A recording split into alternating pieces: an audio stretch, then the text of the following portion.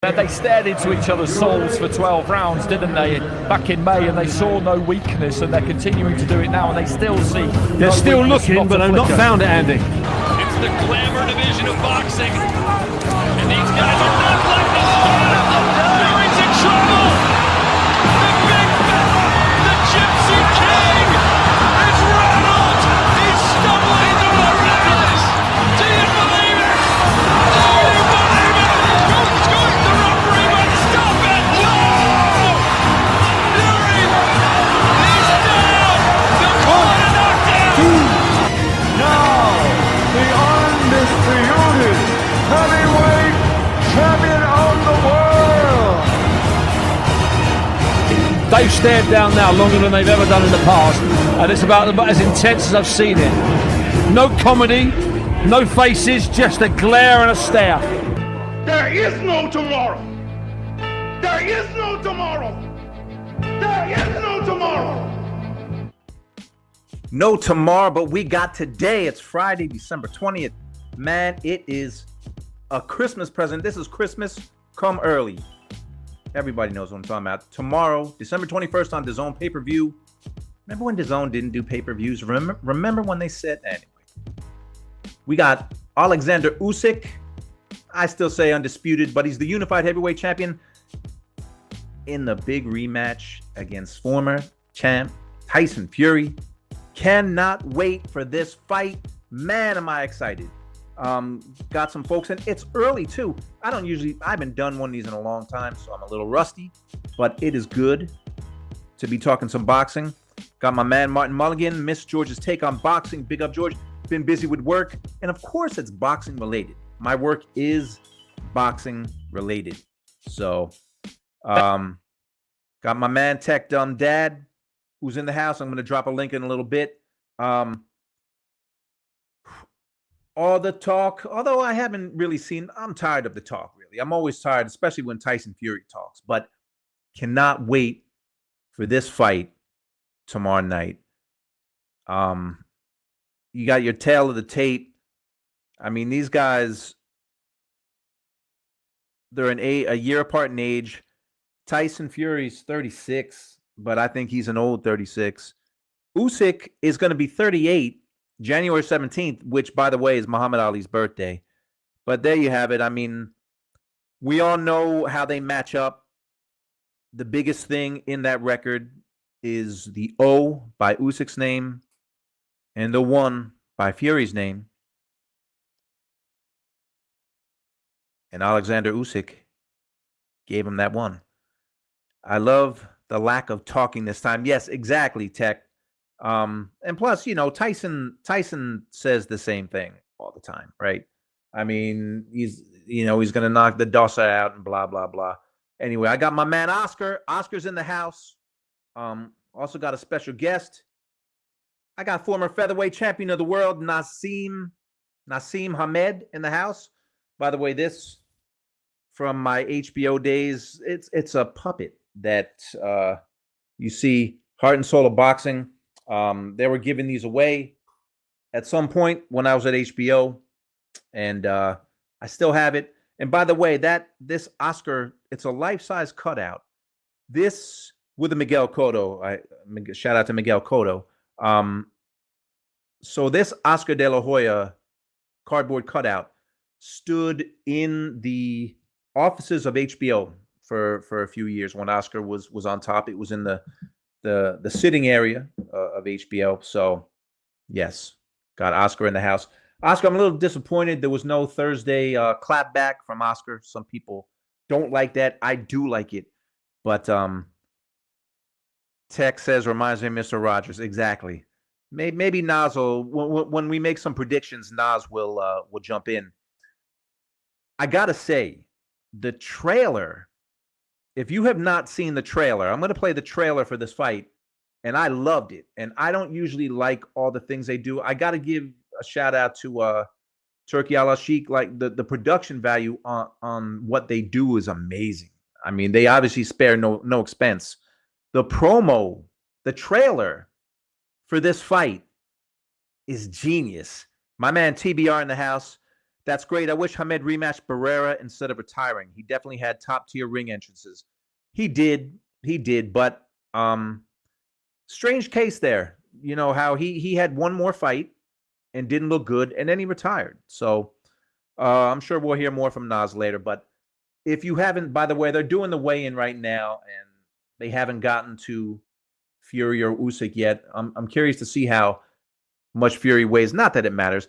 You know, Tim Bradley, that's my boy, Tim Bradley, he said that Fury looks fat and out of shape to me. But to me, Fury always looks fat and out of shape. Always.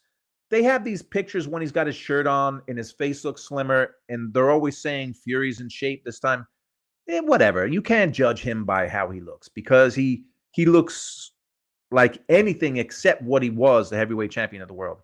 But anyway, and yes, I'm with you, Tech. Best trailer ever. So without further ado, if you haven't seen this, this is the trailer for Usyk Fury 2.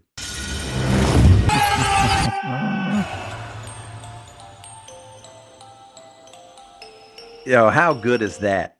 How good is that trailer? That thing is so good. That thing is so dope. You know what? I don't use the word fire. That's just not my. That is so dope. Tech says it's like a horror movie trailer by Jordan Peele. It's so good. It's so good. Jack Tapping. Hello, everyone. It's been a while. I think Fury will beat him this time. He desperately wants the rubber match. TBR, I told you that trailer. It's it's just good. I mean, it's creative. They executed it well. I mean, it's really good, and it gets me excited for the fight. Not that we really need to get excited. AI Judge gets it right. Oh yeah, that's right, Irie. So we got an AI Judge. I'm curious to see how that works out. You know, whatever. It's boxing. I mean, can't be worse than some of the judges out there. But we got it tomorrow. Fury was 262 in the first fight. Usyk 223.5. TBR, what does Fury have to do differently this time out? You know, I generally love to hear from the fighters when they break the fights down, but obviously he's got to be in shape. That's the first thing. Second thing, he can't play around the way he did. But I picked Usyk to win the first fight because I thought that Fury has, I believe what I see, and he's shown decline. He's shown decline in his last few fights, including Ngannou. I think he's been brutal. I said before the first fight, I think that he has damaged his body, and I didn't see him winning the fight. But, you know, you look at the scores from that first fight. Let's get them up.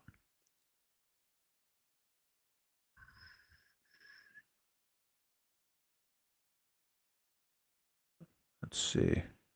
Allow. Let me see. See if I. Oh. That's not right. That isn't right. So let me stop my screen. So anyway, I was trying to get the scores up. So it was a split decision, and I was rooting for Usyk, rooting for him. It was 115-112 Usyk, 114-113 Usyk, and 114-113 for Fury. So it was a split decision. This thing was close. I mean, if you forget, and again, I went horse in that 9th round when Usyk had him hurt and almost out. After 6 rounds, one judge had it even, and the other 2 judges had Fury up 58-56. So that was after 6. After 9, one judge had Usyk up by 2, and the other 2 judges had it even. Going into the 12th round, one judge had Usyk up by 4, one judge had it even, and one judge had Usyk up by 2. So super close fight. I mean, it was a really close fight. So can Fury win? Yes. My pick, I know you like to say picks to the end, but whatever. I mean, who really cares about my pick? I think Usyk's going to beat him. Can Fury win? Yes, he can. Yes, he can. Of course he can. It's boxing. Will he win? I do not think so. I think that Usyk's going to be better in the rematch. I think Fury might be better in the rematch too, but his legs are going to betray him at some point.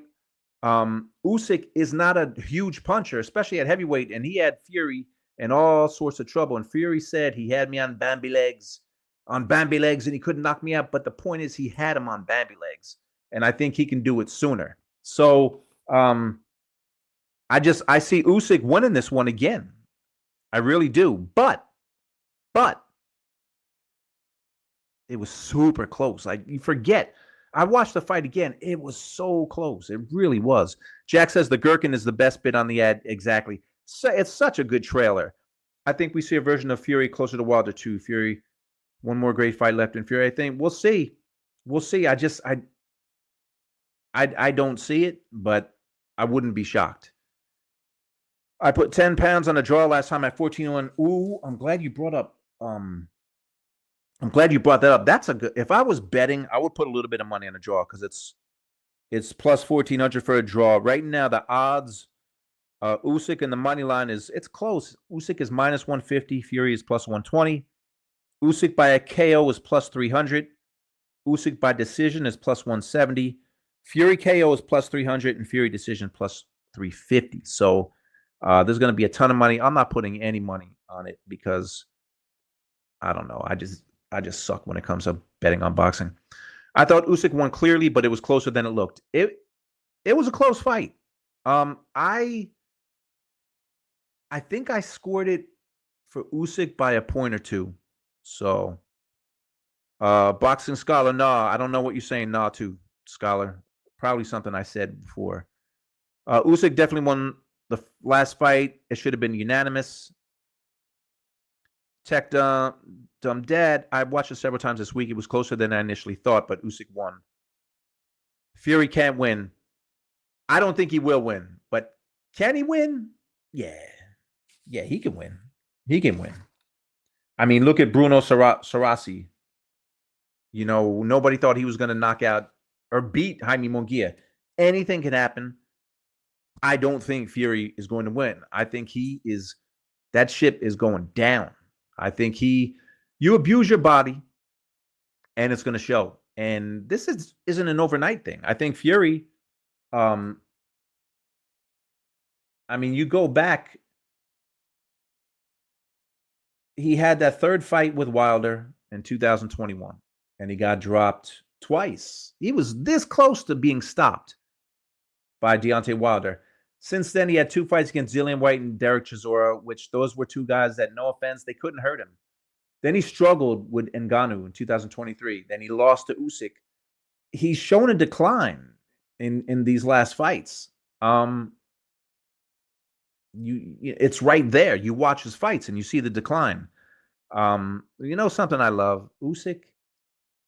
There was a point where maybe the rematch with Wilder, when Fury knocked out Wilder, and people were saying, you know, this is the age of the super heavyweights, guys like Ali that were too small. Guess who is the same size as Ali? Alexander Usyk, who has beat Dubois, who's beat Joshua twice, and beat Fury. So anyway, that's a side note. Scholar says Fury can't win because he's no longer Fury. I agree. I agree. Jack Fury didn't take a step forward all match. Well, we all know how he fought Deontay Wilder in that second fight, although Wilder was compromised, whether it was by a costume that weighed too much or other things. Fury definitely fought a lot more aggressive. Does he do it? I mean, he's always called Usyk a middleweight, so you would think he's going to try and manhandle him. We'll see. But he had success. I mean, after the first 6 rounds, he was up on 2 of the cards by 2 points. So it was a close fight. Yeah, the odds are good. They're close. I mean, they're really, really close. TBR, I agree about Fury's body taking damage in and out of the ring. I think fighters that drink alcohol and basically don't behave like athletes, i.e. Fury, McGregor, never peak like a Mayweather or a B-Hop. There's no doubt. He's abused himself, and I've seen the decline in his fights. And can he have one great fight? Sure he can. My man Bruce, what's going on, my friend? Oh, Mr. Big Play Bray. Is it a 2 p.m. start time? Well, that's what time I started. They start I'm on the East Coast in snowy Connecticut. I'm looking out at the snow right now. I think at 10:30 in the morning, East Coast time, this starts, and I believe probably between 5 to 7 p.m. Like someone can tell me, somebody in the chat knows. I'm thinking like around 6 o'clock East Coast time. These guys are going to be in the ring, I hope. They're weighing in now. All right. I must be. Let me see. Am I behind? Oh, no wonder I'm behind. All right. So I got on screen. It looks like they haven't weighed in yet. I guess they're next. Fury has a 2-pound beard. Yeah, he does. That's not going to help him. It's not going to help his beard to take punches. Tech Dumb Dad. I don't think he really cared about fighting Chisora, White, or Ngannou. He seems to care about this one since he was embarrassed by Usyk. We'll see. My man Matthew. What's up, George? What's up, everyone? Merry Christmas and happy holidays. Yeah, it looks like they're going to weigh in soon. Tech says, we will know by the 6th round which way it goes, just like last fight, I think.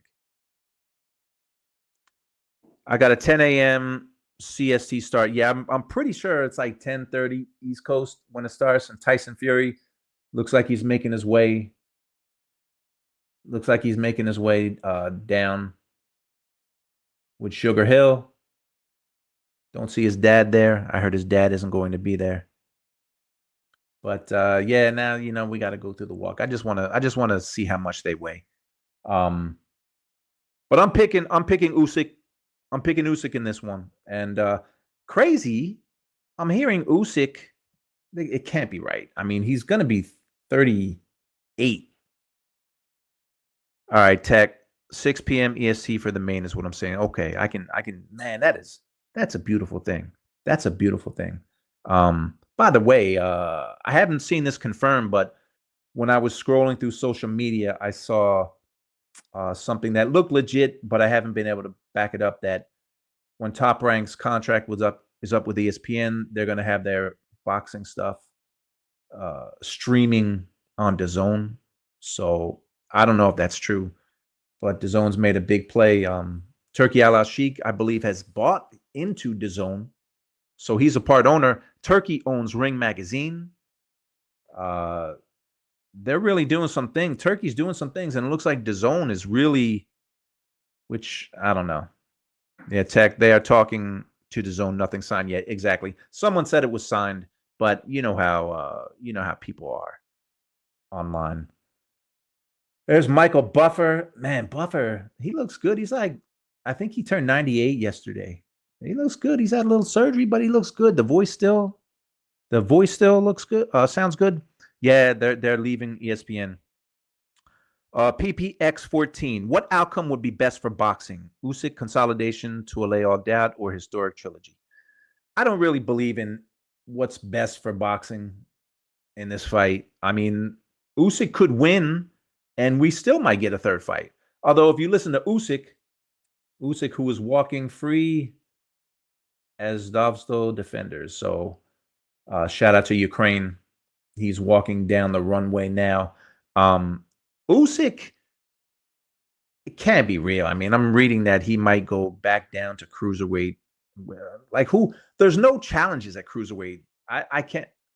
Opatai is good, but who wants to see Usyk and Opatai? Anyway, we're talking about the fight tomorrow.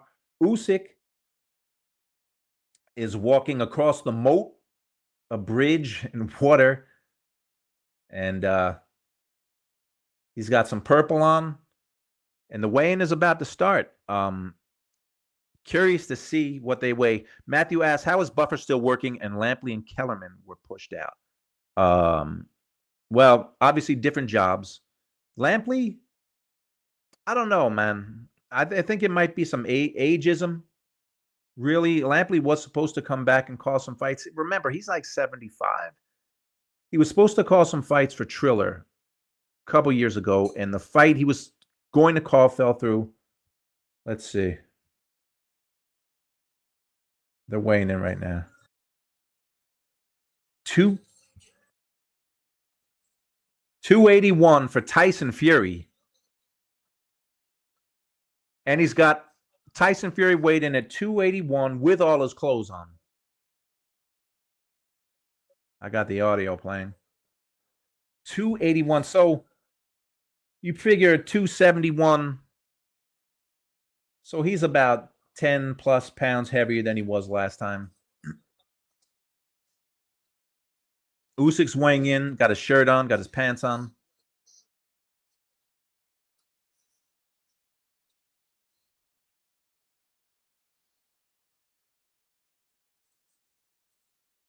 $226 for Usyk. So there you go. 281 for Fury, 226 for Usyk. Now, I don't know if, boxing now, they do these ceremonial weigh-ins. I don't know if they do that in Saudi Arabia, but I don't know if they weighed in this morning. Probably not, because they didn't have to make weight. So there you have it. Tyson Fury weighed in with Jack says, about 10 pounds of leather. So yeah, he had over 10 pounds, plus he had his shoes on. So 281. So he's probably high 260s, and he was 262 in the first fight. So it's about the same. It's about the same. Yeah, that beard is crazy. He's got a big beard, man. I'm surprised Usyk hasn't said something about the beard and have him cut it down. But there you go. The weights are official. 226 for the champ, Alexander Usyk, and 281 for the former champ, Tyson Fury. Tyson Fury weighed 272 against Ngannou. This is a career high for Tyson Fury.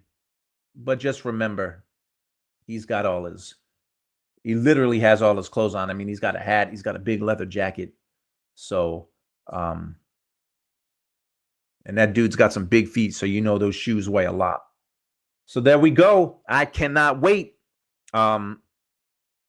I'm still the weight really, unless Fury came in at like 350, the weight wasn't going to mean anything to me. But they're about to face off. Here comes the face off. It's typical. Fury looked at him for about 3 seconds, and then he turned away. So they had that 10-minute stare down the other day at the press conference, and Fury literally looked at him for about 3 seconds, turned away. He's acting like it's all business. So we'll see. We'll see if it's all business.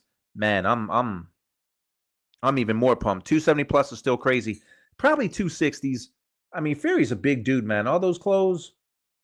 It's probably more than 10 pounds of clothes that he's wearing. So he's in the 260s. I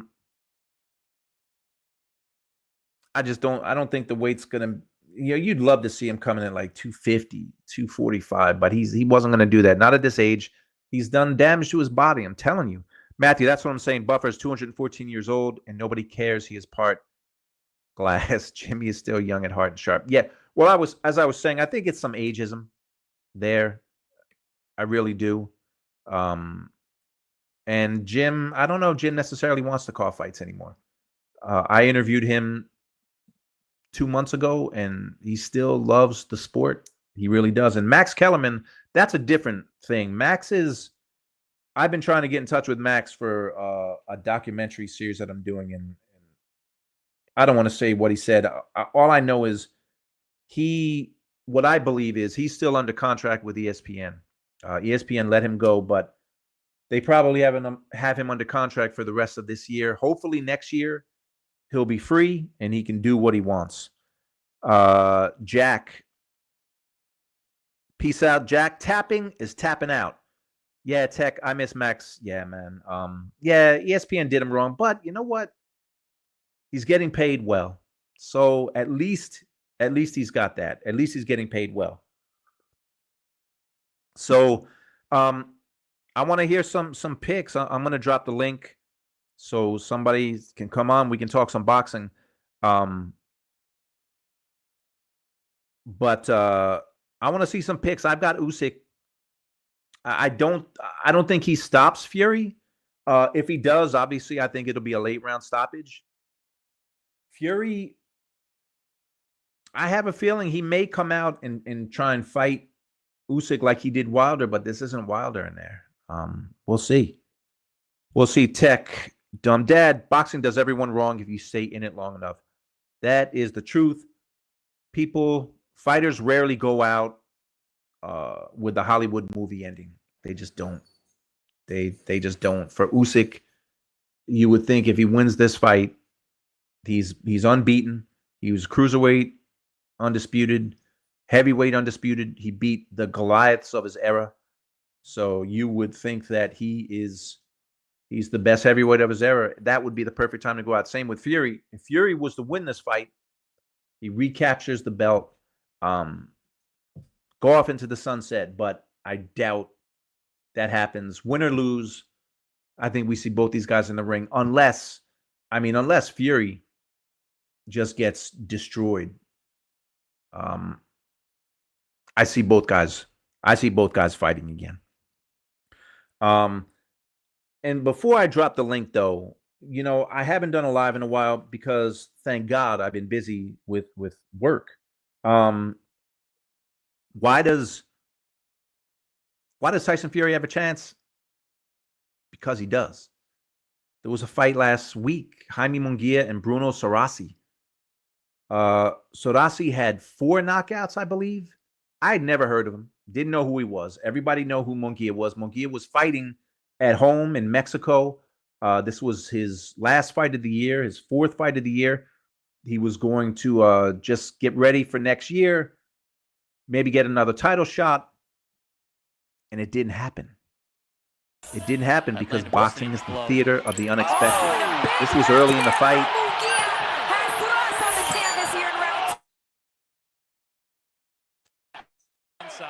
Early in the fight, I mean, it was all Munguia.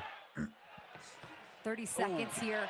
It was all Munguia, but Sorasi, and I wanted to do a show last week just to shout Sorasi out, and I'm not a fan of his, but he had moments in the 3rd, 4th, 5th round. He had moments where he was landing shots like there. That was in the 4th round, but Munguia was winning the fight. He was dominating the fight. I mean, look, I couldn't tell if he was off balance. But he's coming right back. But the 5th round, it's just crazy. I mean, who would have ever predicted that? Who would have predicted that? Jaime Munguia obviously took the guy lightly.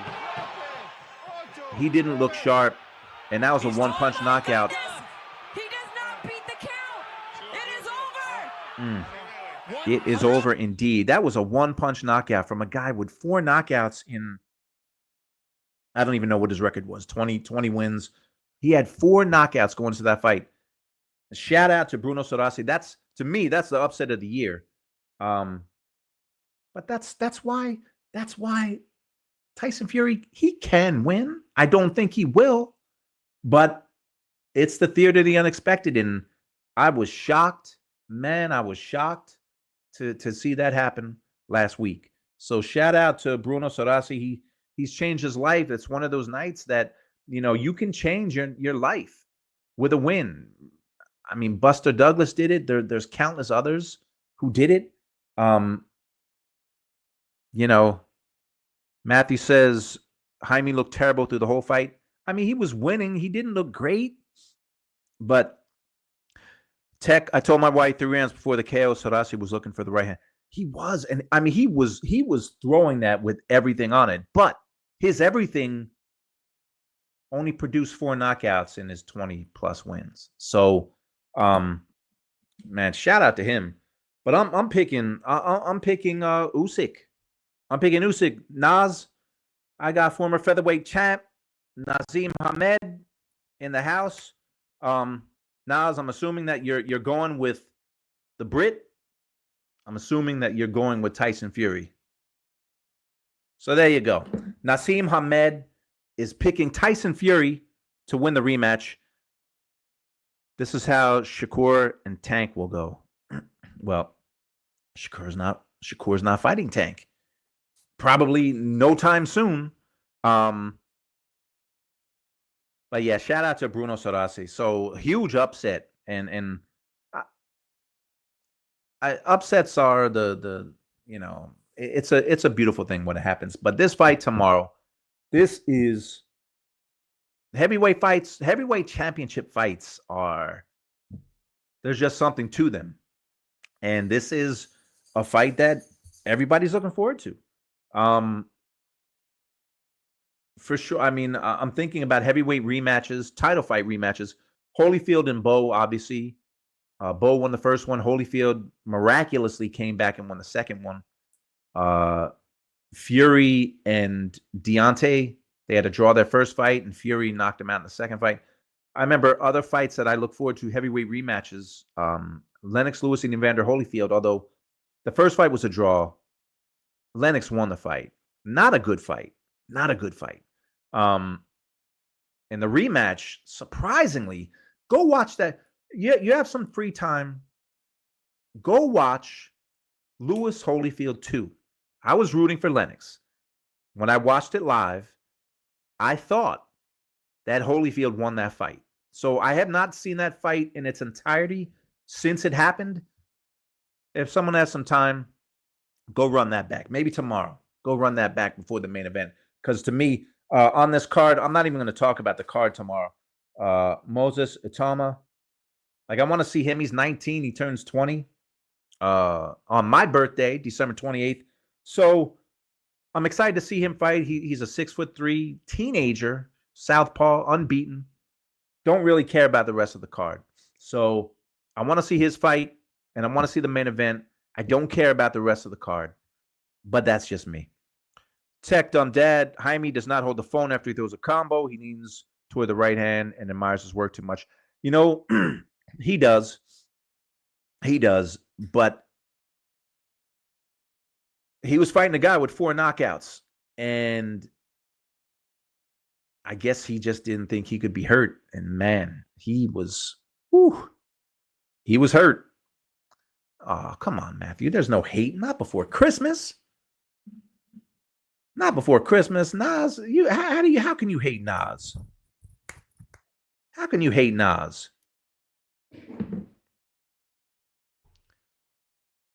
Bruce, it's not as bad as it looks if you're a Brit or Ukraine. I'm excited, man. I'm excited. I'm gonna drop the link in here. Let me get this link. Copy. Boom. I'm going to stay on for another 20 minutes or so. So, bang.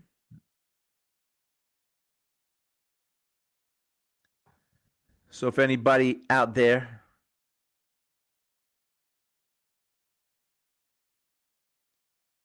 wants to talk some boxing, man, I'm going to play that promo again, too, before I get out of here. The promo was all that.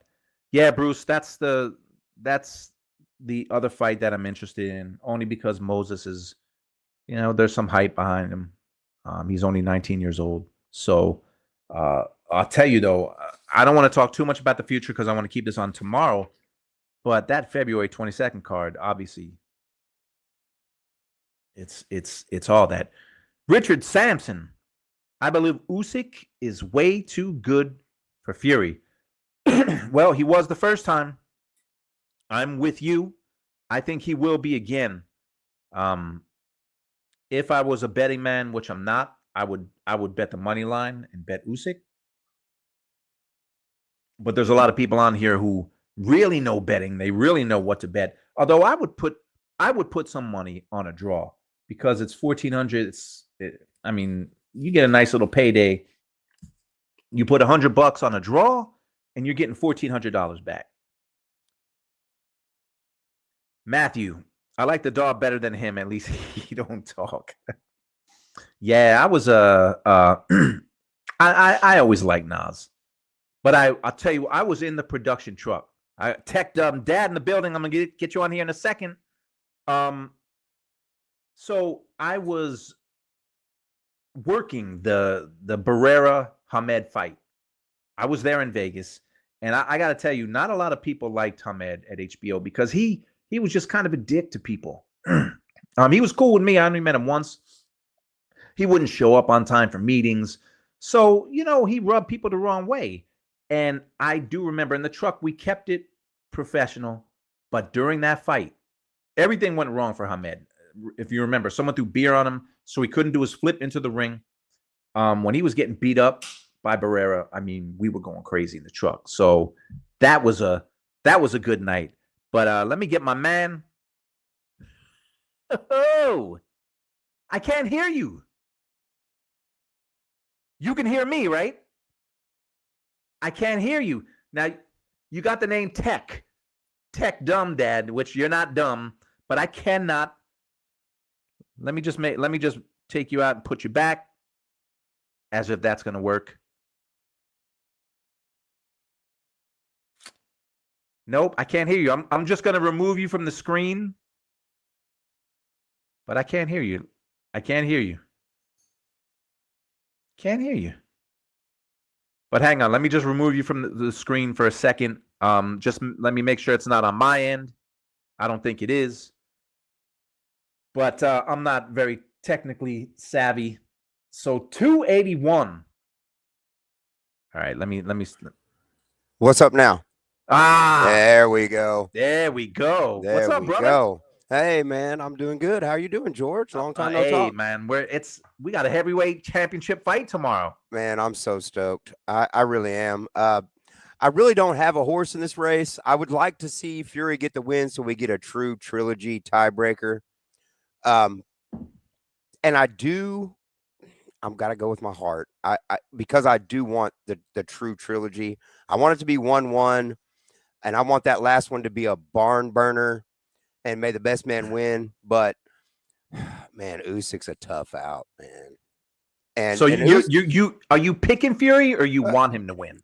I want him to win for the trilogy to actually mean something, because I still think it happens no matter what. Yeah. Unless, like you said, unless Usyk just cleans his clock or just makes him look 50 all of a sudden.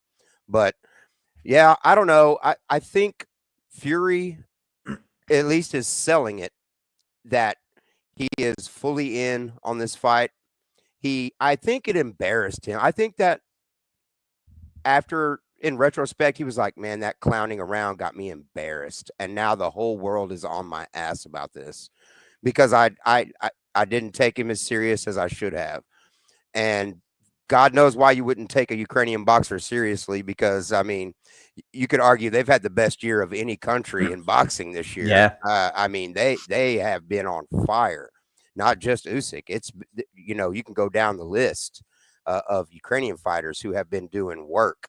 And so, yeah, man, this just has it has almost like that Rocky IV appeal to it. You know what I mean? I know it's not USA and Russia and the Cold War and all that, but it does. It has that feel to it. Only Usyk isn't a villain.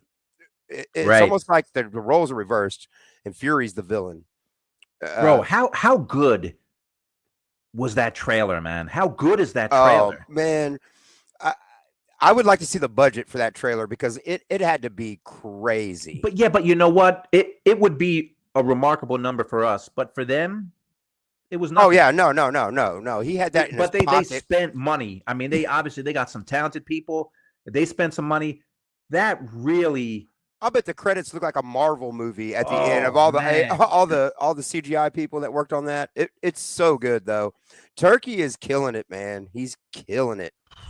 Like him or not, you can have your opinions, but it's been a shot in the arm. It's been the boost that we needed, man, to even get us talking about boxing as a top sport. You know what I mean? So we had this talk the other day with somebody. They were like, oh man, there's so many casuals now. And I was like, that is the best thing. Like, we need the most casuals we can get, because if you look at other sports, I mean, let's take, for instance, just an example, the Miami Heat. They can be in the finals, and citizens of Miami don't show up until like at the halftime of a finals game.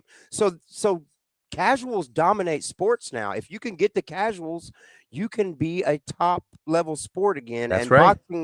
boxing is so much better than where it is right now as far as fandom goes. It could be so much bigger. It was bigger. It was so huge, man. When you talk about Mike Tyson and that era of boxing, I mean, he's as big as Michael Jackson. He's as big as Michael Jordan. Like, And people I think forget a lot of that. people don't appreciate that. Like, Yep. you can go to any of the smallest countries in the world where they've got one black and white TV for every village and say the name Mike Tyson, and they may not speak a lick of English, but they know that name. So to see it get at least back up a few runs on the ladder, it's been really nice, man. I'm all for it. I don't care. A lot of people are like, oh, it's killing American boxing. It's like, boxing is a global sport, guys. We got to get over this USA crap. Right. It's a global sport. That's why it was so big to begin with back in the day. I was looking at numbers the other day when we were talking, because we were talking about pay-per-view numbers, and I was like, we talked about the Netflix numbers that they boasted. And I was like, do you realize more people watched or listened to on the radio the Thrilla in Manila or the Zaire fight? Like they had the number, like it was 98 million homes is what they estimated the Zaire fight with Ali and Zaire. That's crazy. Yeah. That's Listen, crazy. Turkey, he's making the fights, man. He bought Ring Magazine. I love it. That gala, I watched the gala yesterday. It was awesome to see. Dude, he's invested in DAZN. I believe he's like a part owner. He's got money in DAZN. And he's bringing fights, man. He's making fights happen. And look at the like, not to dwell on February 22nd, but that card. Oh, it better be a Bivol rematch. Ridiculous. That card is insane, and he's doing this. And the undercard was free. That huge card, everything but the main event was free, or was it vice versa? I can't remember. You paid like $15, right? For it, and this card isn't. I think we've gotten spoiled, so everybody's bagging on this card. But there's some young, like I can't wait to see Itama in the ring again, man. He looks really good, and I think the heavyweight division is going to get away from the super heavies thing. I think we're seeing the end of that era, and we're going to see a small era, maybe a small window of quote unquote normal sized heavies, like we're used to seeing, like the USYKs. Like they call him a small heavyweight. It's like, wait a minute, he's huge. He's the same dimensions as Ali. I think and Ali he weighs a had little more. reach. He's even got more muscle mass than Ali had. He's right. He's way bigger. So yeah, I think I like the Itamas, Torres Jr. Like I want to see these guys more and more. There's some young heavies that aren't these massive 6'5", 6'8". You know, we're getting away from that, and I'm here for it, man. I miss the days when heavies could actually move around, you know, where they did a little bit more movement. And that's why when I see like guys like Torres Jr., I'm like, man, this kid's, he does not move like a heavyweight, like USYK. He does not move like I miss those guys that could actually box instead of guys that were just coming in there to try and hammer each other. I miss that. So it made me realize that. I go, oh, I miss these small heavyweights. I miss the guys that had actual boxing skills. And I know Fury moves really well for a big guy, and he always has, but he still looks sloppy. He has technique, but it just looks lumbering, and you know, it's not pretty. Yeah. But it's technically sound, but it's not pretty to look at. I'm sorry, he's never been pretty to look at. Effective, yeah, but yeah, I'm all for this 6'2" guys again, man. I want to see some of those guys 6'3". I want those to be the big heavies again. What's Dubois? Dubois is like 6'4", like yeah.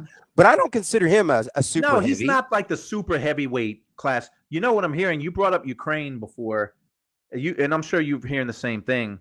And I hope this isn't true, man.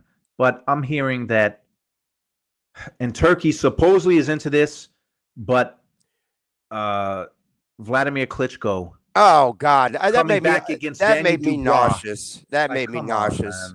Don't do that to Duke and Klitschko. Please don't. Please don't do that. You want to get in the ring with Lennox Lewis in an exhibition just because you feel like you got a fight or two left in you. I'm all for that. Lennox looks really good. Lennox stays in shape. I would watch something like that as an exhibition. but I don't. Come on, man. What is he? 48? Well, and the shtick would be that he would be the oldest heavyweight champion if he won a belt. But but whatever. When you brought up Ukraine, I thought about that because he also posted something on social media. I don't saying yeah, there's rumors, but he didn't really want to talk about it, so he didn't say no. Who cares? Like, I just like tomorrow, dude. I'm on the East Coast, so this fight's gonna be 6:30, whatever time it's coming on. Man, that is perfect. We don't have to wait till 1 a.m. It's beautiful. I'm too old for those midnight main events, man. I'm too old. I have I'm like, midnight. What the? Bro, I'm passing out on the couch by 10. What are you talking about? Yeah, and it's just, I love when these fights are over there because I do too. For us, it's late in the afternoon. So you're picking Fury. You want Fury. I think Usyk is going to win. I think Usyk wins. I do. I think Usyk wins. But I keep going back. That's why I don't bet, because I bet on who I like sometimes instead of who I think will win. I'm watching the first fight, and I'm rooting for Usyk. The 9th round, like, I lost my voice screaming for Usyk, but it was still a super close fight. I thought Usyk won. I think I had him by a point. Not that I'm a judge. ESPN used to call him instant. That was an instant classic. I'm sorry, that's one of the best heavyweight fights we've seen in a long time, guys. Close fight, man. It was in that 9th round, and Fury still won the 12th round. Oh yeah, that 9th round, he was in. That's why the all sorts of trouble. Talk. I'm like, okay, but he did. He came back alive. He did. In the 12th round, like, that's hard to do, to suck it up. And then, especially since you've lost 3 or 4 rounds in a row and damn near got stopped. So yeah, the gas tank talk, I don't necessarily buy into. I think he takes rounds off in the middle towards this, I think he takes rounds off late in the fight as opposed to early. And I think that sometimes can be a mistake. I think he comes out trying too hard in the beginning of the fight when he should be just using the jab, popping the jab. Hey, I'm going to make you bring the fight to me because I've got the reach. I've got the skills to box you from the outside. So sometimes I think his game plan, because he's so big, he gets it in his head like he can just steamroll these guys. And the little rabbit ate your carrot, brother. See, and when I think about that fight, Fury's saying he had me on rabbit legs in that 9th round and he still couldn't beat me. To me, yes, and that's true. But what I took out of it, Usyk had him on legs like that. Usyk is not a big bomber at heavyweight. Let me ask you this. He's a good puncher, but he's not. He had him in more trouble. Well, I think Wilder had him in more trouble. I thought Wilder killed him. I thought he killed him in that first fight. That first fight, he rose up like a zombie in that first fight. Which is still, like, I watched that and I can't believe that. But my point is, I think he's fading, man. And Usyk, I don't necessarily think Usyk's going to knock him out, but I keep reading that people think Fury's gonna fight him like he did Wilder in that rematch. I don't know. I think that'd be a mistake. It would be. I don't think he's gonna do that. It would be. Wilder was a stationary target. Usyk is anything but that. Right. He's going to be, you come at him trying to lean on him and do all that. He's not going to be there. He's not going to be there. He's going to take those side steps. Like, he's a dancer, man. He dances just like Loma, just like all those Ukrainians. They have, if nothing else, they have great footwork and they know how to take angles and they know how to use their feet to beat you. Usyk beat a lot of people with this. It's his feet, man. That Tony Bellew fight at cruiserweight, the angles he was taking on him in that fight, Tony was like, "Where the hell did you go? You were right here. I was just hitting you. Where are you? Oh shit, there you are." And now I'm getting, it's crazy, man. Hey, someone in the chat said that they're not doing any testing in Saudi Arabia. Saudi Arabia doesn't control the testing, the drug testing. It's the sanctioning bodies. So this guy said, like, someone said, Robert Brown, same guy says, oh wait, that's not it. Oh yeah. No, that's not it. But he said that they weren't being tested out there. Like, Saudi Arabia doesn't control anyone who believes they're not testing these fighters, which is going to be these potentially three fights, are going to be 3 of the hugest fights that boxing has had in 20 plus years. Like, the heavyweights are where it's at, and if you're not testing those, how can you put your no, boxing would not chance that. There's no way. Plus, are you trying to tell me Fury looks like he's doing PEDs and Usyk don't? Give me a break. So I don't know who Daniel Penny is, but tech dummy, I'm older than you. I don't know. No, Daniel. I know Daniel. Okay. I know. Okay. Yeah, we were talking today about because he told somebody earlier today on a show that he'd been watching boxing since we were in diapers, and I said, I promise you haven't been watching it since I was in diapers. And he said, we're actually around the same age. I said, okay. Well, Robert Brown says Saudi Arabia I think controlling boxing is corruption, bro. Well, boxing and corruption go hand in hand, but yeah, what are you talking about? I mean, I like they're bringing us the fights that we want to see. Beterbiev and Bivol is the fight that for years and years and years nobody could make. No one could make, and he made it. So if there's corruption, what's the corruption? He's making fights that people want to see. Yeah, I'm all for that. Corrupt me. I want to see these fights happen when they should, not whenever they're dinosaurs. I don't want to see Pacquiao and Floyd fight when they fought. We were dealing with that shit before this, man. Like we get to finally see Canelo and Triple G. Well, Canelo, Triple G's long in the tooth now. Who gives a shit?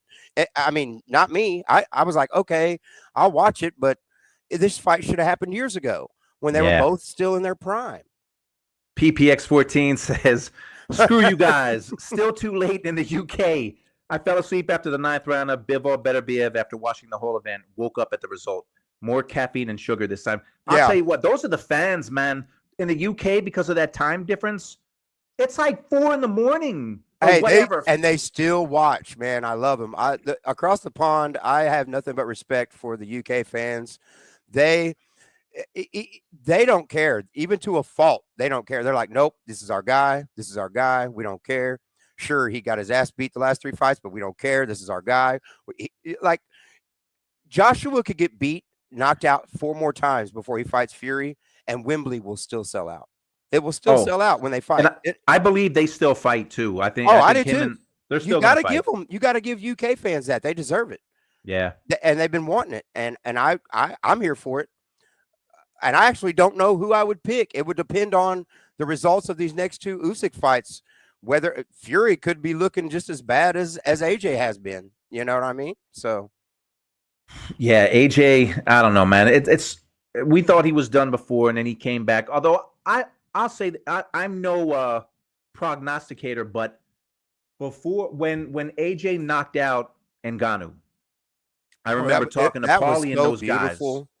I remember I talked to Paulie and those guys and Tim Bradley, and I said, because everyone was like, Joshua's back, and I said, shouldn't we temper it a little because he did beat a guy who only had 1 pro boxing match. Yeah. You can't. And they were like, too much into that.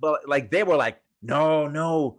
Joshua, it's not just that fight. He's back, and then he gets his ass destroyed by Dubois. And Dubois didn't. That's the worst beating he's Dubois. He ran through him. He did. I mean, and in a way that I didn't think Anthony Joshua could. Of course, I think any fighter can get beat, but the way he got beat by Dubois was like, oh, we are seeing something here. We are seeing the end of an era and maybe the beginning of a new. I'm super impressed with Dubois since that Usyk fight. Well, really, since the Joyce fight too. People were calling him a quitter. So this man's been called a quitter twice, and now he's the heavyweight world champion and looking really damn good too. And I think he beats Parker, and Parker is my dude. I put money on Parker against Wilder. I just and I thought he beat Zhang. Thought he could beat Zhang too. I don't think he beats this Dubois. Dubois is riding high right now, man. He is, and deservedly so. Parker really talk about a guy who who just re-energized his career. Now you probably heard the same things. He was supposedly like a big time alcoholic for years. Not only did I hear that, I heard it was so bad that he was about to be homeless. He was about to lose his family's house. Jeez. That's whenever the Furies stepped in big time. Like they knew him, him and Tyson were friends. But they intervened and were like, hey man, we're going to help you out. We're going to help you keep your house, keep your family right. But you got to focus on boxing. And that's whenever he got sober. So that's what I've heard from a couple of people that it took the Furies to go in there and go, hey man, you're messing up everything. Like, you're about to be homeless. Like, what is going on? You were fighting AJ 3 years ago. What is happening? And that's what it was. It was the drink. He was shout out to him though, man. And Yeah. he deserves a title shot. And that fight is going to we're gonna see a lot in that fight because Dubois really worked his way back. And like you said, he's been called a quitter twice. How many boxers get called a quitter twice and then become a world champion? Exactly. Still came back. And really, I mean, the way he emphatically, like, no one has destroyed Joshua like that. I mean, he just beat his ass from the beginning to the end. So I did see something that I thought was funny. So the way that Joshua did the uppercut he killed Dillian White with, I think it was White. I think it was White. I know the uppercut you're talking about. If you look at the uppercut, he got destroyed by Dubois. He's in the same position White was in. If you go back, dude, I put him up, compared him, screenshot, and I was like, he got killed by the punch. He killed somebody. We're like, how do you, like, dude, you know, people make that mistake. Why would you? And I mean, dude, Dubois hits, man. That's some power, dude. He is a big, big man, and he knows how to throw punches in tight. He threw that, and I was like, oh, there's no way he's getting up from that. No way. Shout out to him, man. And he and Parker, like, they're two really good stories because of the way they built themselves up. So I think it's going to be a good fight, man. I'm looking forward to it. But I am too. Dude, tomorrow there's just, man, a heavyweight championship fight and a rematch where the first fight was so good. We rarely get that.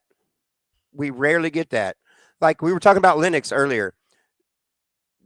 Lennox avenged all his losses and emphatically, like he came back but man, that, like, Rahman just sparked him, dude. It wasn't a close fight. He got knocked the fuck out. Like, it was bad. I thought, oh wow, how do you? He might not come back from this. He might not ever be the same. He got hit. So was it Rahman? Oh, it was Rahman because Oliver McCall knocked him out earlier in his career, and then Rahman, that one shot in South Africa, knocked him out. My goodness, that was a brutal shot. That was like that Joshua uppercut, Dubois uppercut to Joshua. I was like, man, a lot of guys don't come back from getting knocked out like that, and Lennox sure did, and he made Rahman eat all those words he was talking after he caught him. You know, Lennox kind of put it on himself. He was like, you know, I was lackadaisical. I wasn't myself in there, but he just got caught with a clean shot, dude. And those are the ones, like that Sarasi, man. That was crazy. I mean, I don't think I spoke a word for like 10 minutes straight after it. I was just like, you know what? Like, I mean, I know everyone has a chance in boxing. You're right. And that's why they fight the fights, because no one thought Buster was going to win. You know, you can go on and on. But nobody thought that a guy who had 4 knockouts was going to knock Munguia out with one shot. Munguia was in the ring with Canelo. This guy doesn't knock anyone out. No one could have predicted that. Like, no one. The way he, and you know, I heard the commentators were like, oh, it's the shots you don't see coming. I was like, he saw that shot coming. His hands were down here. He leaned into it. He leaned to that side. He'd been doing it the whole damn fight. And that's why I told my wife, I said, he's looking for that. He's looking for that straight right, and he's going to time him. And he kept getting closer. There was a few grazing shots the couple rounds before that. And then he finally caught him with it. Because, man, I've seen the Canelo fight was like, yeah, he's still got defensive holes, like big time. Like he stands there too much. Yeah. He admires his work too much. Yep. But, man, he was really admiring. He thought he was just going to run through this guy. And whenever Sarasi was still there in the 4th round, the 5th round, and wasn't showing any kind of real damage, I think Munguia got frustrated. And he was just like, I can't believe I'm throwing the kitchen sink at this guy, because Munguia was throwing punch. Man, I saw He was trying to take him out. Yeah. I saw 8 punch combos, like 2 or 3 in a row with barely, and I was like, what is he doing? Like he's fighting this guy like this guy doesn't know how to fight at all. The dude was undefeated. You could talk about resumes, but I mean, it was clear Munguia didn't think he could be hurt. Munguia clearly said, this guy can't hurt me. But you could see second, third, fourth, like Sorase had moments. Like he would tag Munguia, and he really was committing to that right. I mean, he was, but I kept saying, but he's only got 4 knockouts. Yeah, me too. And, me too. I mean, Munguia, it's going to be, look, I'm not saying he can't come back. This is going to be a tough one. It's going to be a tough one, because this is not like Lennox. Lennox got knocked out by Oliver McCall, who became a heavyweight champion. He got knocked out by Rockman, who's a really good fighter. He got knocked out by a guy who does not knock people out. And who had heard of him before this? I didn't know who he was. 25-0, and I've never heard of you. So I mean, and I watch a lot of boxing. If it's on, I'm trying to see it. But even I was like, I gotta go look up this guy. Like, who the hell is this guy? This is like hearing the name Steve Claggett. Right. Right. You know, I was like, oh God, I actually have to research this guy. Who is he? And then I found out he's only fought in France. I was like, okay, well, there's a padded record. 4 knockouts, and you've only fought in France. This guy don't stand a chance. But then I saw him take what Jaime had to offer, and he wasn't phased. He was just like, oh, that's what you got? Okay, well then I'll let you blow your wad. Yeah, and that's all he did. That's what he did. He adjusted to that. Okay, throw 8 punches, throw 10, 12, throw 4, 6 punch combos in a row. As soon as you take a break, I'm unloading my right hand. And it's crazy because he was at home too. Munguia was in Mexico. Oh, that hometown curse. I felt bad for him. But he didn't even seem bothered. When he got up and sat down on his stool after it was over, he was just like, he was winking. And I was just like, wait, what? You should be devastated right now. You just got destroyed by this guy in your own, in front of your home crowd. And he might as well be Steve Claggett. Like I said, what is going on? Hey, you know what? Yesterday, I don't know if you're aware, but on Pluto, the streaming network, Top Rank has a channel. So I had it on yesterday, and it's pretty cool because you don't only have to, you can watch what's on now, or you can skip ahead, like whatever they're showing in 2 hours. So I watched this thing. They were showing some Tyson fights, some Foreman fights. Oh wow! And it was some early Tyson too, and then they showed Henry Tillman, but they put the Foreman Cooney fight on. Oh, and I remember the first one or the second one. No, Foreman and Cooney only fought once. George Foreman and Jerry Cooney. You're right. I remember watching that fight and watching like it. 1982, wasn't it, or something? No, like it was in the 90s. It was like, what fight am I thinking of? That was the first fight. Oh, never mind. I'm thinking of a totally different opponent. Never mind. It was in the early 90s. But or like 1990, something like that. But I remember watching it live, and nobody thought, I mean, not many people thought George Foreman was going to be heavyweight champion. Jerry Cooney hadn't fought since he had been knocked out by Michael Spinks, and he was coming back and said he's ready. So it was kind of like a sideshow, but man, I forgot like how brutal that knockout was in the second round. And Cooney landed some left hooks in that first round that shook Foreman. And that second round, I had to watch some heavyweight fights because I wanted to just get excited, Speaking of Foreman, I finally watched the movie the other day. I finally got around to it. I mean, a typical Hollywood version of the real shit. It's Hollywood. I'll go see any boxing movie. Any boxing movie I'm going to see. Yeah, of course it was Hollywood. Yeah, it was. Now they did cast a guy that really, he looked a lot like young George, and I was impressed with that. But yeah, the whole coach thing, I don't know. There was just a lot to that. I was like, okay, but I don't remember it like this. Like, I remember George. I remember the comeback being.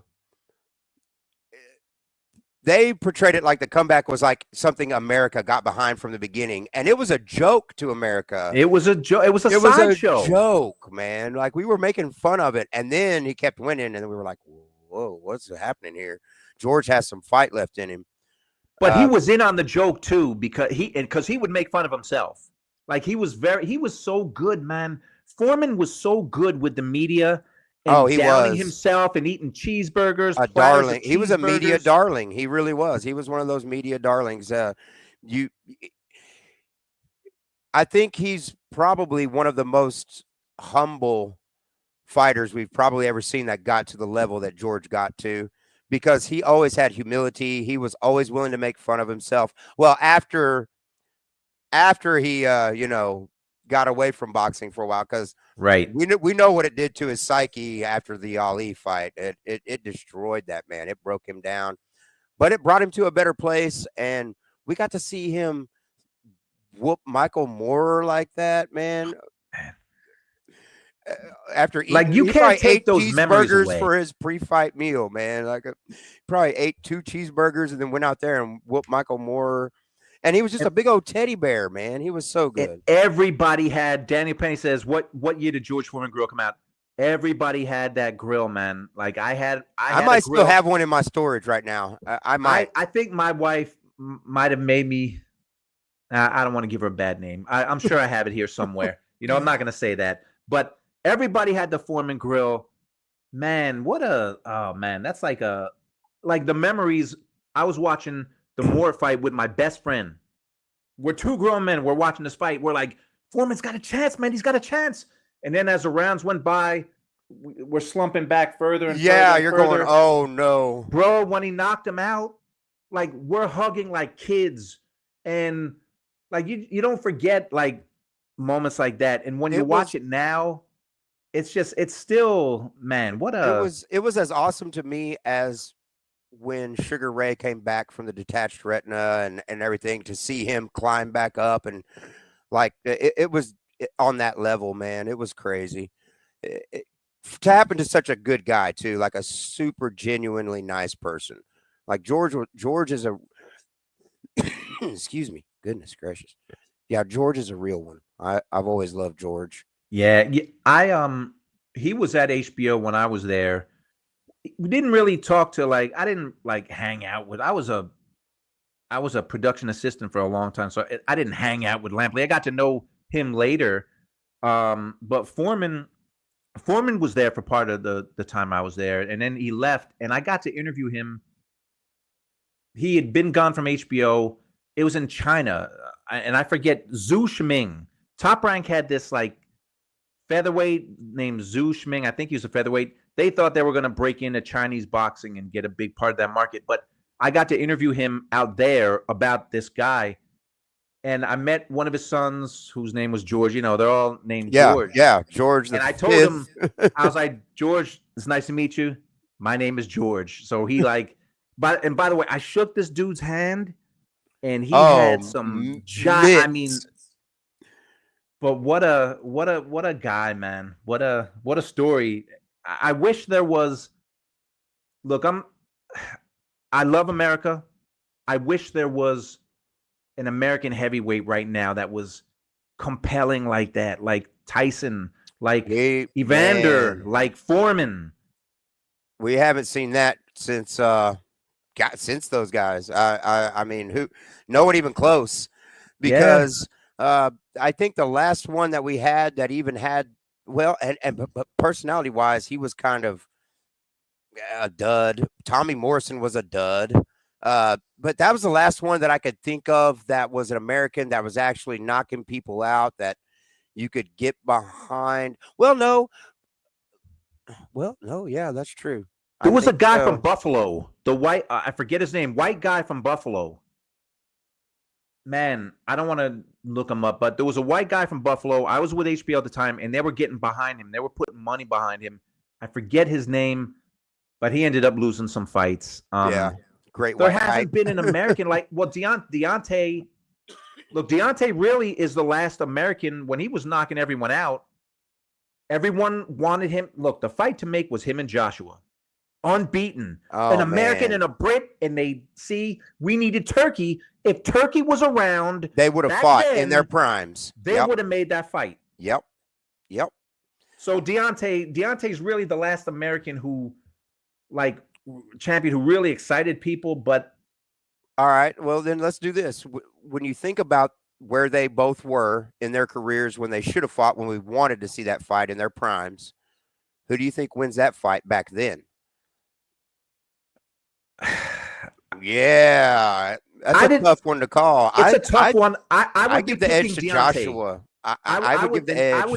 I would pick Deontay only because I used to have this bias and think all Brits are going to get knocked out at some point because they always did until Lennox Lewis came around. Yeah, they always did. But everybody wanted to see that fight. Oh, and I did. If Turkey was around, then the fight would have been made. That's why these people who look, you want to. I don't bring politics into it. No, I just talk boxing. He would have made that fight. There's other channels for that crap. He would have made that fight. Oh, yeah. It's too bad. He would have made it a trilogy probably back then. He'd have been looking for a trilogy. Oh, man. Tommy Morrison over Wilder all day. Daniel said, Morrison a dud? Really? Here's the thing about Tommy Morrison. I meant personality-wise. Tommy Morrison had no chin. And I'm sorry, he lacked heart once he got beat that first time. Where was the heart after that? He turned into a clown. I'm sorry. And he's from my home state. He's from Oklahoma. I love Tommy Morrison. We love Tommy Morrison here in Oklahoma. He's kind of a guy we can hang our hat on as far as boxing goes. But, and I meant dud as a personality, media personality. I didn't mean dud as a fighter. Daniel must like, he's a Morrison fan. So I was too. And when he was coming up, I was like, oh, but as soon as his chin got to, and I mean, that knockout Mercer gave that man that was one of the most wicked things I've ever seen.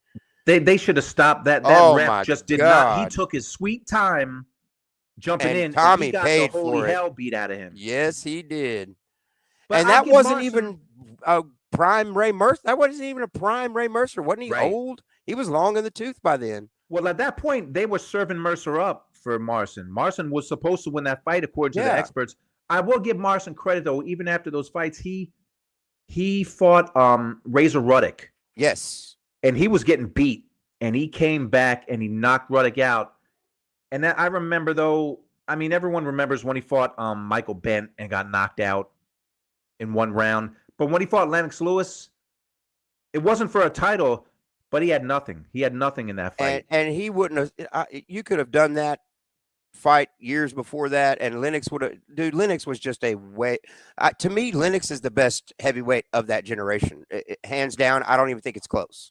I agree. But you know what? I'm gonna when I have some downtime one day, and this doesn't mean anything except to us. But the second Lewis Holyfield fight, and I was rooting for Lennox. I thought Holyfield won that second Lennox Lewis fight. And again, this is no controversy. It's not like I'm not saying he got robbed. I just remember thinking, man, I think Holyfield won that fight. And I was rooting for Lennox. But I agree. Lennox was definitely in his era. Oh, I think he got beat and came back and beat the guys who beat him. He beat everybody that beat him. And like I said, he put it on them worse than he got it, I think. Yeah. When he came back and got him. So, yeah, I think Lennox he was definitely the pinnacle of heavyweights for that era for sure. I know everybody, and I do too. I love Mike Tyson. I think he is one of the greatest figures boxing has ever seen. But as far as the big fights go, Mike was 0-5, y'all. When it mattered, Mike was 0-5, 0-6 maybe. I'd have to go back, but I know for sure he was 0-5 against the biggest names. He was, and you could see on my wall. Well, that's right there. That's Tyson knocking out Berbick, and you can't really see it because my co-host Oscar's in the way. But that's him knocking out Spinks. So I was a huge Tyson fan. But look, I know what he could have been. What he was when he was young, he had a chance to be an all-time great.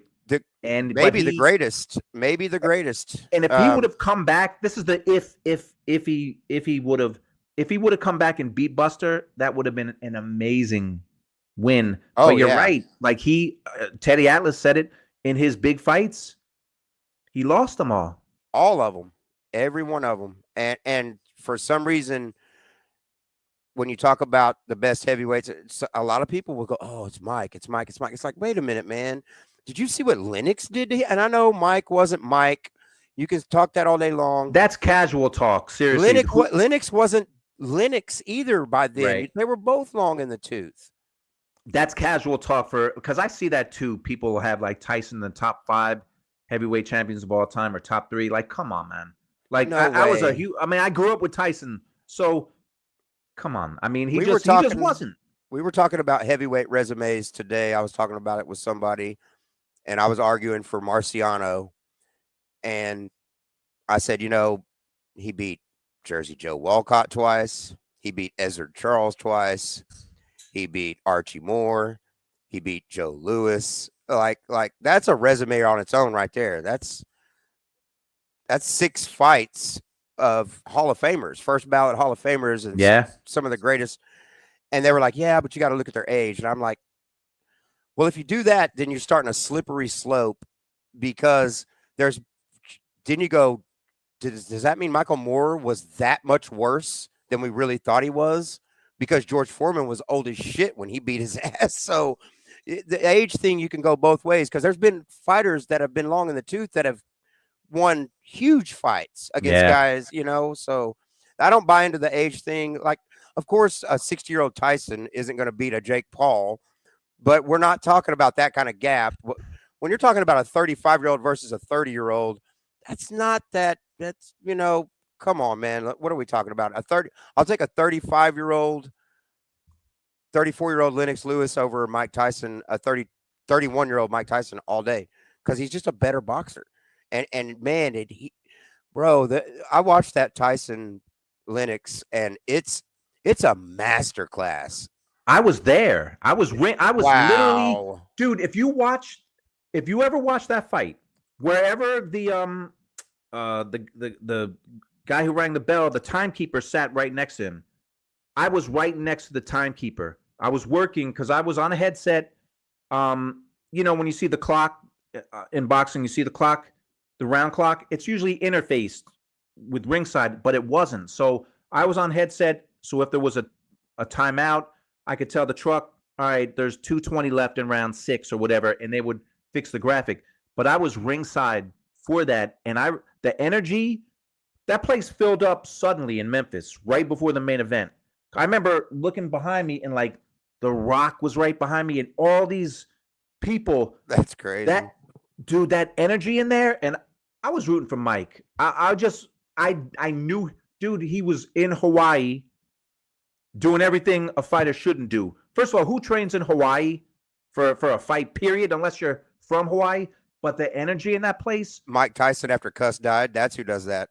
Exactly. Somebody who's being ran by Don King. That first round was, because Tyson came out, and you knew his only chance is if he landed a bomb early, and after that first round, it was all downhill. But and it was excitement. It was I was just laughing I watched it a couple of weeks ago, and I was just laughing the whole time. I was like, man, this is a butt whooping. Like, this is embarrassing that the baddest man on the planet is getting Buster beat him. And salute to Buster. It might be the greatest upset of all time. I think, in my opinion, it is. It's the greatest boxing upset of all time, for sure. But Lennox whooped him like a redheaded stepchild. I mean, did you read Tyson's book, Undisputed Truth? I haven't read the book. No, man, it's like 500 pages long. He came out with another one after that, talking about him and Cuss. But, bro, he wasn't making excuses. Like, I can't believe I read that book, and the book's been out for a while. I read that book. I can't believe that Tyson's still alive, let alone he just went in the ring with Jake Paul. Oh, there's some. He was stories you hear. dude, the drugs, Oh, like it's the stuff he crazy. was doing, It's crazy. and he didn't care. That man He could have got literally he eaten didn't by care a about tiger. boxing then. You know what I mean? Like the man had pet tigers. Like you don't do that. We've learned lessons from people who had pets like that. I mean, that's crazy. And the amount of partying that man did. And you know, the Buster fight, he admitted it. I didn't train. I didn't care. I knew I was going to walk through that guy. I knew I was going to win. So, and I heard somebody, I think it was Bobby Brown, the singer, said, I was there and we were partying until like 4 a.m. the day before the fight in Mike's hotel room. And I was like, wait, what? Like, what? And Bobby's a known, so, there was some drugs being done in that room. Because, I mean, you're not up at 4 o'clock in the damn morning after you've been in a 12-week camp anyways, unless you're on something. But, man, the stories are crazy about his partying days. But that book, Undisputed Truth, man, it's such a good book. And I'm going to have to pick that up. It is crazy. Just, you'll have to read it. And this book was written probably 7-8 years ago. But after I read it, I couldn't believe that. I can't believe the guy's still alive. But did you see the one-man show he did, the Vegas show he was doing? Oh my gosh, it was so good. Loved it. I think it's the best thing Spike Lee's ever done. So good. And he has some good stuff. But yeah, I could not believe how good that show came off. I've watched it several times. It's that good. If you haven't seen that show, guys, watch it. It's the one-man show that he did in Vegas. It was so good. I wish he would revamp that, man. I know. Give us a second one-man show. I'll tell about some other stuff. I gotta he and Tyson in the book, because he was plagued by IRS problems for a long time. Even in the book, he said I'll never have money again. I'll never pay off my debt. But he has. He's like with the weed business. He's like completely revamped his whole life, man. Dude, we were just talking about this today. He has a weed gummy that is in the shape of a Vander Holyfield's bitten ear. I know. If that's not great, and they did a commercial about it. It was together. Awesome. Did you see the commercial? Yeah, I had it. Wait, like a couple years, like 2 years ago. Yes. When I was doing like a show a week, I had the commercial on. It's awesome. It's so funny. He's like, it's your ear. He's like, no, it's not. He's like, it tastes like it. So good, man. So good. I do love that they've become friends. Like Tyson is a completely different. He's a really good feel-good story from where he was to where he is now, personality-wise, as a person. He's overcome some crazy stuff, man. From childhood to being that kid who suddenly was 20 years old and he was the biggest star on the planet, to the Don King era, which I know I have strong feelings about that, but I try not to knock Don too bad because he did do some good for boxing, I suppose. You could argue that.